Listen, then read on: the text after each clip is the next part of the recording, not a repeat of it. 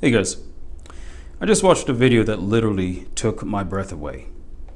Now, creationist Ken Ham of Answers in Genesis, he was giving atheist and evolutionist Bill Nye a tour of the Ark Encounter that just opened about 2 weeks ago in Kentucky. And on their tour, they got into a little debate. And Mr. Nye, who fancies himself a scientist, he denies the God of the Bible. He denies the Bible as the Word of God. He denies creation, a literal six-day creation. He denies the historicity of Adam and Eve. He denies the whole thing. He believes that the Bible was completely made up by men, as you will see him and you will hear him say in the video in a second. In the process of their debate, Mr. Nye looked at Mr. Ham and the people around them and said that he believes that we descended from Martians. Martians.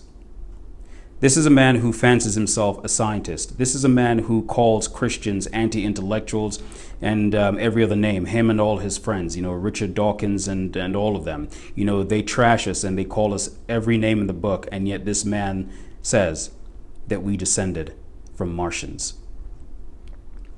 The three scriptures that came to my mind as I watched that clip were Psalm chapter 14, verse 1, that says, "The fool hath said in his heart, there is no God."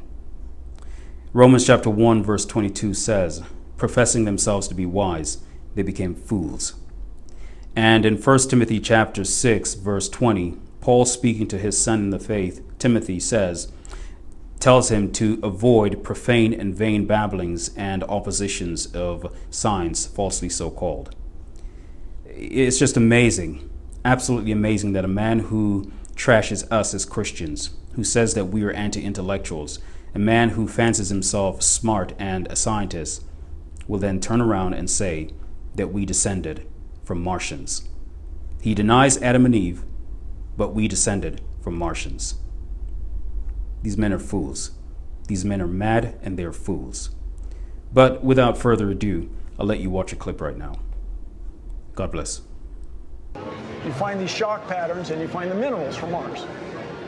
So it is not crazy, it's extraordinary, but not crazy to suggest that Mars was hit with an impactor through what's generally called a Hohmann orbit, an orbit where it falls toward the sun but ends up on the Earth. You and I are descendants of Martians. Okay, and that's not crazy. And that's not crazy? Is it crazy that you and I are descendants of Adam and Eve? We are descendants from a common ancestor. I don't know is that it they went crazy by those names. is it crazy that God made the first man and woman and we're descendants of them? For me, there's no evidence of that. So is that crazy? But I wouldn't use that word. What would you say? It's you're betraying your intellect. You're not using your head. So you're saying it is crazy?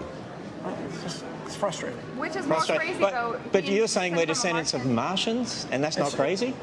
I say it is not crazy. It's extraordinary, but not crazy. Okay, and so we have a process by which we can prove that. That's what's so exciting. Prove that we're Bill, I want you to do that for all these young people. Prove that we're descendants from Martians. I can't prove that right now.